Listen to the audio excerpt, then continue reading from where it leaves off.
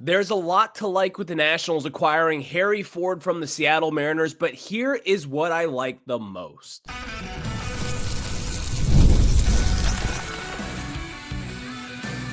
You are Locked On Nationals, your daily Washington Nationals podcast, part of the Locked On Podcast Network, your team every day. And thank you all for making Locked On Nationals your first listen every single day, as we are free and available wherever you get your podcasts. And I am your host, Ryan Clary. We are part of the Locked On Podcast Network, where it's your team every single day. And by the way, we are now the #1 sports podcasting company in America. And later on in today's program, we'll have a discussion surrounding a MacKenzie Gore trade report from Buster Olney over the weekend. And guys, MacKenzie Gore will be traded. It's not a matter of when, or it's not a matter of if, it's a matter of when. So we'll have that discussion later on in the show today. But I do want to get into the impact of acquiring Harry Ford and also losing Jose Ferrer. And I think that the Nationals, they're going to be in a tough spot this offseason. And one of their weaknesses might be one of the worst weaknesses of all time at this point for this organization. So stay tuned for that discussion later on in the show today. But we start off discussing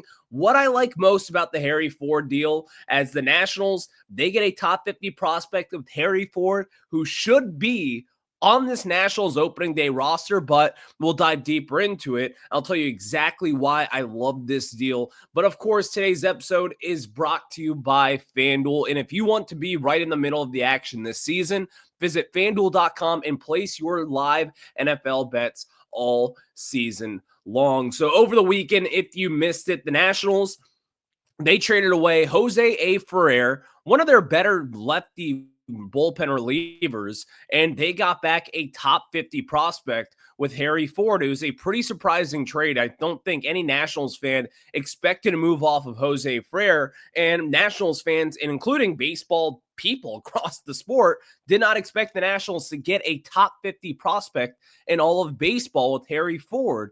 But here is what I like most about this deal. Besides the fact on paper, it looks as if the Nationals clearly won this trade, but I also think that deeper into it, this is someone who could be a very impactful bat for the Washington Nationals. And I do think there's a lot of areas for him to grow in. And he is coming off his best season yet. I think, honestly, that might be the biggest thing for him when it comes to Harry Ford. If you have been following what J.J. Cooper from Baseball America, one of their top analysts for Baseball America, and what Jim Callis has been saying, and what John Heyman has been saying, obviously there's a lot of different opinions that are flying out there, but there is some consensus that people are a lot higher on Harry Ford than what he actually might be.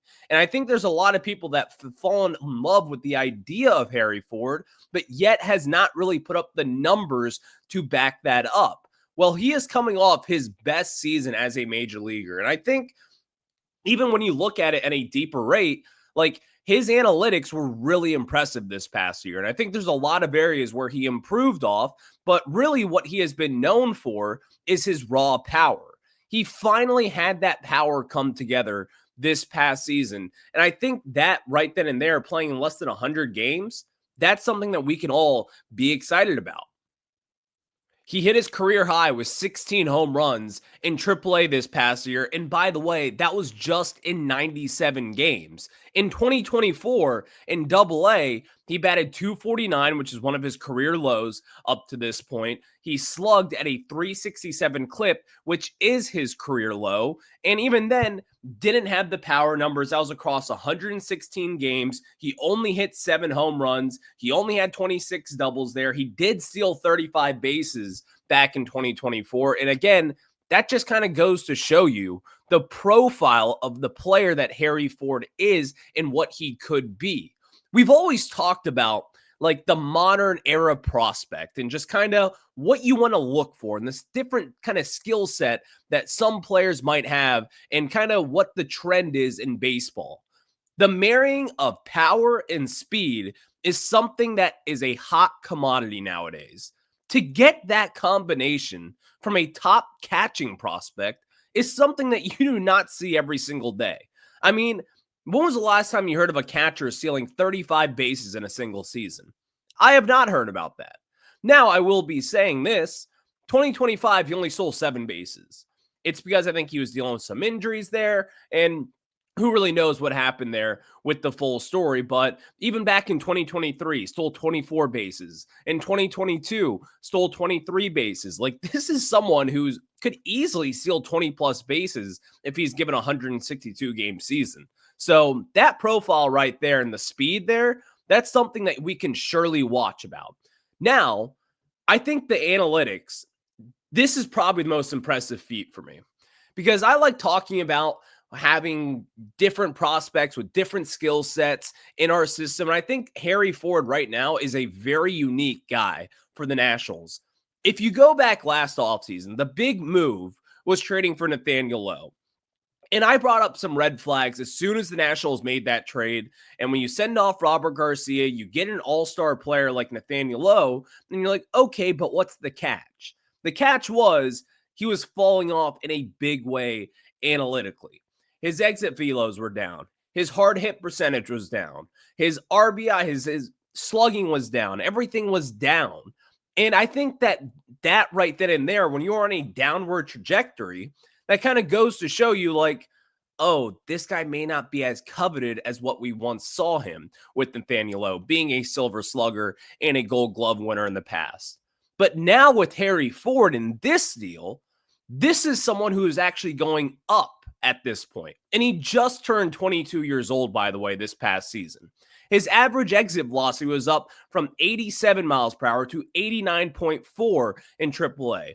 His hard hit percentage was up from 34% to 42%. His contact percentage was up from 71% to 76%. And on high velocity pitches over 93 miles per hour, went from a 620 OPS in 2024 to an 884 OPS. These are all numbers that indicate this guy is trending up at this point. And coming off a 2024 season of which he wasn't all that great. He stole 35 bases, but still, for being one of the better prospects in all of baseball, which he was at that point, he had a disappointing season. And he bounced back in a higher level. He looked really good. And oh, by the way, I was listening to the Locked On Mariners guys. They think he's a lot better defensively than what the metrics may indicate there. I think that this is a move that is just an absolute no-brainer by this team. This is a move that got the Nationals better in a position of which they desperately need talent. This is one of the most athletic catchers and one of the most athletic prospects that the Nationals have at this point, joining Eli Willits at the top of this board. Coming off one of his best seasons yet, like, this is someone who is going to compete right away for an opening day roster spot. And in my opinion, if I were to guess today, Harry Ford will likely be your opening day catcher. And obviously that opens up the discussion of what's in the future for Keibert Ruiz, what's in the future for Riley Adams and Drew Millis. But there is a consensus at this point that Harry Ford is going to be your catcher of the future. And this move just makes, honestly, Nationals fans appear to be so happy at this point. Like, you pulled off a highway robbery trade in my mind. You are losing Jose Ferrer, who will, you're going to miss him. He's a really good player. And I think under Paul Toboni and this group here, I think he really could have elevated his game here. And you're going to see him. He's going to make a very big impact with the Seattle Mariners, but we'll get deeper into that later on in the show today. I do want to talk about this real quick, though. How refreshing is it that the Nationals are in these goodwills of Major League Baseball? Like, people are talking about the Nationals being like, how did they pull off this trade? And I also want to know, who was shopping this trade? Like, who called who? Was Jerry DiPoto of the Mariners, was he calling about Jose Ferrer? Or was Paul Toboni saying, hey, we want Harry Ford? Did this stem from like a MacKenzie Gore deal and Jerry DiPoto was trying to get Gore, and meanwhile the Nationals wanted, let's say, one of their top guys, Colt Emerson, who's going to be a really good player for the Mariners. And maybe they're like, well, we can give you Ford. And they're like, no, but how about we give you Jose Ferrer and you give us Harry Ford? This deal is fascinating because I just want to know, who called who instigated what. And I think that right now the consensus is across baseball is that the Nationals did very well in this return. And we've also have another prospect who's a 10th round pick this past summer. We'll get into Leon's a little bit later on this week, but Harry Ford is the lead of this show. And I think that the Nationals and the fan base and this Nats community that we have built here, people should be thrilled with this return. And getting Harry Ford back, I mean, that is a big deal for the Nationals moving forward. So kudos to Paul Toboni and whoever else pulled off this deal. This is an incredible one, although there are going to be some questions. And right now, one of the Nationals' biggest weaknesses just got a whole lot weaker. So we'll talk about that after this. NFL Sundays move fast, and one big play and suddenly everything feels different. And that's what makes live betting with FanDuel so exciting. You're not just watching the game, you're reacting to it in real time. With FanDuel, you can place live bets as the action unfolds. Every drive, every momentum swing, every highlight moment. Live betting is best when the game starts to shift, a receiver gets hot, a defense tightens up, or the momentum flips after a turnover. FanDuel lets you jump into the moment like with live spreads. Or yesterday, we saw the Commanders did not have it in the first quarter. I took the Vikings at -9.5 when I could, and yes, they won 31-0. And yes, it was hard to watch those Commanders, but at least I made some money while watching that team lose because we got J.J. McCarthy. He looked incredible. I took him over the passing yards. I took Aaron Jones over on the rushing yards, and it was just impeccable. So if you want to be right in the middle of the action this season, visit FanDuel.com and place your live NFL bets all season long. FanDuel, the game that moves.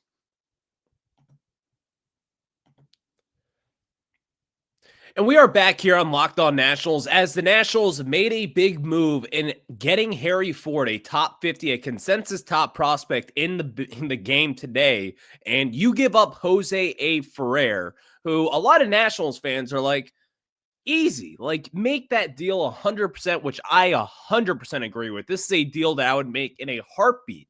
But also, let's not pretend that the Nationals don't have a bad bullpen to begin with. And you don't really have that many guys coming up making a lethal impact in 2026 and beyond. And you have now just made your biggest weakness a lot weaker with trading your best bullpen arm at this point. And I think that, again, this is a move that you have to make. Like, if you are Jerry DiPoto, you have to make this deal. You got to get better in the back end of your bullpen, and you're taking a gamble on Jose Ferrer, who's got incredible stuff. I mean, we've seen it over the years with him. This guy's stuff has always been better than the production, but Ferrer has metrics that are quite literally elite. Like, he is an elite ground ball pitcher. That does say a lot. And also in the second half of this year, he really started to step it up in his strikeout rate. It went from 20% all the way to 26% in the second half of 2025. And he's got a nasty two-seam, a changeup, and a sinker. And he's also really starting to get a feel for his slider. I would not be surprised if you see the Mariners really develop that pitch. But let's bring it back into the Nationals here. Let me just remind you this. The Nationals bullpen in 2025, they had the worst ERA with a 5.59. Second worst was the Colorado Rockies with a 5.18. They had the worst whip in all of baseball. They 1.52. The Rockies were second worst with a 1.51. And this is a team that walked a ton of people out of the bullpen. Again, the most walks of any bullpen in all of baseball with 277 walks in 162 games. Everybody, this is a terrible bullpen. And you just traded your best reliever possible. This is a big problem. I have always said this. The bullpen is so important. I think orchestrating a bullpen really kind of shows you how close a team is to competing. Like, you cannot have a good or a bad bullpen and be successful in October. I think the 2019 Nationals were like in a complete oddball. Like, that bullpen was not very good. It was kind of below average at that point. And they somehow strung together a really good October. And obviously that led them through the playoffs and had them win the 2019 World Series. That was pretty lucky, if we're being honest. And that bullpen was good. It had some really good pieces, and they just kind of stuck to them. But right now, outside of Jose Ferrer, who's now a Mariner, do you have anyone out of this bullpen that you're like, ooh, I feel good about that? This is a mess. And this has now come to my attention after you trade Jose Ferrer, who was probably going to be your closer. You no longer have Kyle Finnegan. You don't have any of your guys who are really big time arms out of this bullpen. And we are now sitting here today saying, oh my gosh, this bullpen, which was the worst in all of baseball, just got worse. So again, trading Jose Ferrer for a top 50 prospect, Harry Ford, this is the correct decision. But when you look at the metrics of how bad this Nationals bullpen is, you'd have thought that Paul Toboni would come in here and maybe make some changes. And again, the winter meetings have started today. You're going to see some signings. You're going to see the Nationals really go in this bullpen because, quite frankly, they have to. And this is not a team that is ready to win now by any means in the imagination. But when you look at what you're giving up your best bullpen guy for the next 4 years. You don't have anyone else at this point.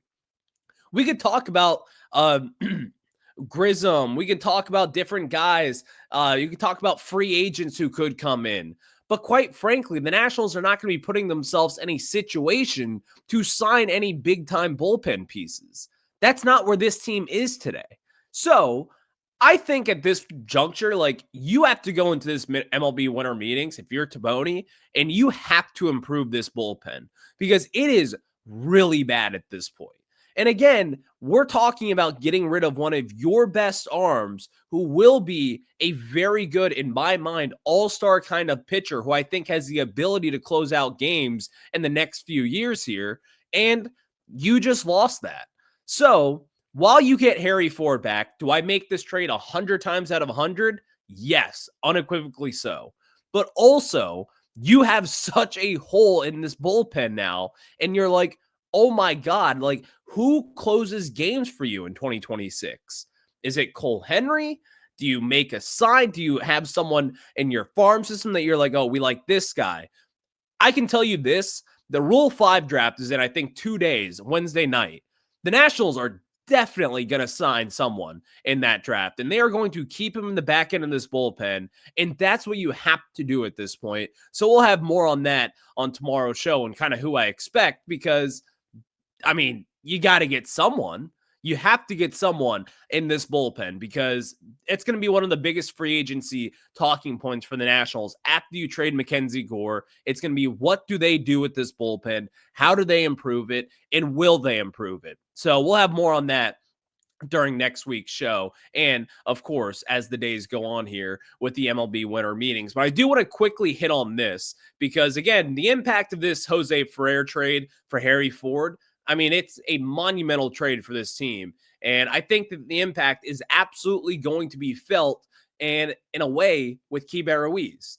We went into this offseason, and the Nationals, they need some catcher help. I mean, this is the worst catcher tandem in baseball with Riley Adams and Keibert Ruiz, statistically speaking. Keibert Ruiz is under contract all the way through 2030. What does this mean? The big question going forward is going to be him. And secondary to probably what's to come with the bullpen, the next biggest question is, what do you do with Ruiz? And at this point, do I think the Nationals will try to trade him? Absolutely. Do I think the Nationals will trade him? Absolutely not. No one is going to take a Keibert Ruiz contract at this point. I would be floored if the Nationals can actually pull off a trade with Keibert Ruiz. The metrics, they're all down. Defensively speaking, he is the worst defensive catcher in baseball. Offensively speaking, he is one of the worst offensive catchers in baseball. His power has regressed. And also, unfortunately, on top of all of that, he has had a pretty lengthy injury history now. That is something that unfortunately might hurt him the most in all of this deal. Now, if the Nationals cannot move off him, I think it's pretty clear they're not going to DFA him. They're not going to do anything with him. But I think it's pretty clear that he is going to be the backup catcher. And that's exactly what they will be doing. Maybe someday down the road in his limited action, you see him really step up a little bit and you see him take those strides defensively and he really starts to hit the ball well. Maybe the Nationals try to explore a trade then. And I think that's a smart decision. But as far as where he is today, he is not going to be splitting time with Harry Ford. This is going to be Harry Ford's job. He is going to have this position for hopefully the entirety of 2026. And with Keibert Ruiz, you got to think to yourself, this is probably the end of the road for him. But unfortunately, you're not just going to DFA him. You're not just going to eat the rest of the money all the way through 2030. He's a good clubhouse guy. Everybody loves Keibert Ruiz. So you're not just going to kick this guy to the curb. But also, you have to think to yourself, how long is he going to be the backup catcher? And in all honesty, are you really going to have someone as poor defensively be your backup catcher for Ruiz? Like, I don't really know if that's going to be the plan moving forward, but that's going to be a big talking point as we go on the rest of the season. But Buster Olney, we all know the name. He has said that MacKenzie Gore, that all executives are talking about a MacKenzie Gore trade, and he expects it to go down this week. And I've got a new team that I want to make a MacKenzie Gore trade with. It's not the Mariners, but it sure is heck out west. So I'll tell you all about that after this. The World Cup is coming back to North America for the first time since 1994, and with 48 teams for the first time ever, it's going to be massive. But let's be honest, getting tickets is usually the hardest part, and that's why the Game Time app is clutch, finally giving fans a real advantage when it comes to snagging seats. With Game Time, you could track price drops in real time, get alerts when great seats open, and buy tickets the moment they hit the app, and it puts the power back in your hands and makes going to the World Cup realistic instead of impossible. And all you have to do is you pull up the app, and the layout makes it so simple to scroll through matchups and compare seat views. Pick a game, tap a section, and have your tickets locked in within minutes. No confusion, no hunting for fine print, and then prices includes fees up front, which I love, and no last-second surprises at checkout as well. So take the guesswork out of buying World Cup tickets and every match, concert, or event with Game Time. Download the Game Time app, create an account, and use code LOCKEDONMLB for $20 off your first purchase. Terms apply. Again, download the app, make an account, and use code LOCKEDONMLB for $20 off. Swipe, tap, ticket, go. It's game time. We are back here on Locked On Nationals as a MacKenzie Gore trade feels imminent. And I do not say that lightly at this point, because over the weekend, Buster Olney of ESPN, he went in to say that the Washington Nationals it seems like all systems are go for a MacKenzie Gore trade. And a lot of executives in baseball believe that he will be traded within days, and that was just a few days ago. So the MacKenzie Gore trade, I mean, if I were to make a guess, it's probably like a 98% chance that it happens within these next 3 to 4 days. That's what I were to bet at this point, and I do believe that it will happen. And I think there is a new team that really could be involved in this, and there is some smoke surrounding one of the better prospects in all of baseball being available, and that is the San Francisco Giants and a top 20 prospect with Bryce Eldridge. Bryce Eldridge is from here, a James Madison Warhawk, literally right up the road here in Vienna, Virginia. And he has been rumored to be made available for trade. This is something that comes out of San Francisco. One of the beat reporters there broke the news that the Giants may be willing to move off of Bryce Eldridge in order to help them win now. And the San Francisco Giants have been rumored to really kind of been kicking the tires on a MacKenzie Gore trade. If I'm Paul Toboni, I told you guys about the Cubs, and I was like, I'd like to make a trade with them. I told you about the Mariners and why I'd like to make a Gore trade with them. Forget all that. Let's get Bryce Eldridge in here today. Bryce Eldridge right now is the number 12 prospect in baseball. And at 21 years old, by the way, just turned 21 years old, he did have some limited action up in the majors this year. He climbed all the way from AA to AAA and then up into the major leagues. And he had an 843 OPS and 102 games in the lower levels and hit 25 home runs. This is someone who has one of the best raw power grades in all of baseball at this point. And if you talk about just some of the better prospects in the game, Bryce Eldridge and the numbers that he has, I mean, try this real quick.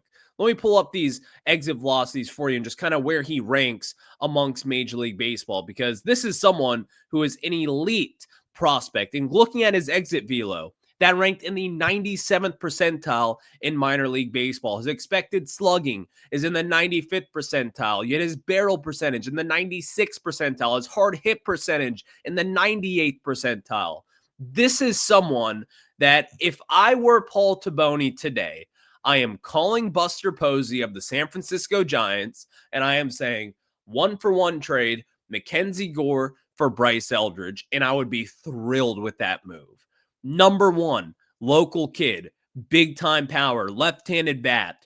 Number two, he solves your first base answer there. Two of your biggest holes on this Nationals team gets filled with players like Harry Ford at catcher for the next 6-7 years, and then Bryce Eldridge over at first base, who has 30 to 40 home run potential someday down the road. Imagine pairing up that lefty tandem of James Wood followed by Bryce Eldridge. Oh my God. I mean, that would be an unbelievable tandem for the next 5 years plus. And I think that if the Nationals could pull off a Bryce Eldridge move, like, sign me up today for that. And again, you're missing one of your better pitchers, obviously, and you're trading away MacKenzie Gore. I don't really think the Nationals would get much better as far as the starting staff goes after that. Maybe they make a savvy move. Maybe you can get a pitcher in return. Maybe you throw in a Robert Hassel III and get back another pitcher from the San Francisco Giants in this move. But I think that this is a move that if I'm a Nationals fan out there and if I'm Paul Toboni, I am begging Buster Posey to pull off this move. And if you can get Bryce Eldridge, then forget all the packages. You will have your opening day first baseman who is a local kid from here on top of already getting Harry Ford, and you would have just traded Jose Ferrer and MacKenzie Gore for two top 40 prospects in baseball. Think of it that way. And then also you have a 10th round lottery pick that you got from this past year's draft in that haul as well. That is a move that has to happen. Like, you have to kick the tires on a Bryce Eldridge deal.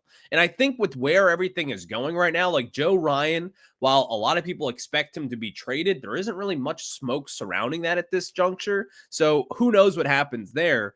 MacKenzie Gore is really the only sure thing that is going to be moved. So if you're a GM out there, like, if you need a starting pitcher that has some team control for the next 2 years, this is the guy that you have to go after at this point. And I think that right now, obviously, the price tag is going to be going up just in that facet here because no one else has been calling about MacKenzie Gore. I mean, there have been obviously a lot of executives in line for it, but a lot of people have been focusing on Joe Ryan and maybe a Tarek Skubal trade. But at this point, those moves have not happened. And maybe if you're the Twins, maybe it's just not Joe Ryan's time to be traded. Maybe you want to move off of Pablo Lopez. But even then, MacKenzie Gore with 2 years left on his deal here, make this trade happen. Like, again, the value is here for it, and you could actually really pull off something that could be a mega move for the Washington Nationals moving forward. So if I'm Paul Toboni, I'm calling up the Giants. I'm saying, you want MacKenzie Gore? You want a frontline starter for the next 2 seasons to help you get through October baseball? Give me Bryce Eldridge. You have Rafi Devers over at first base. Are you really going to utilize Eldridge and make him a DH? I don't know at this point, but that's what I would do if I'm Toboni. And thank you all for making Locked On Nationals your first listen every single day, as we are free and available wherever you get your podcast. So we are on Panda Watch with MacKenzie Gore. We will see if there is a MacKenzie Gore trade happening today. Does it happen tomorrow? Does it happen on Wednesday? I'll be right here for you on Locked On Nationals. So I'll catch you guys on the flip side. Have a good one. Go Nats.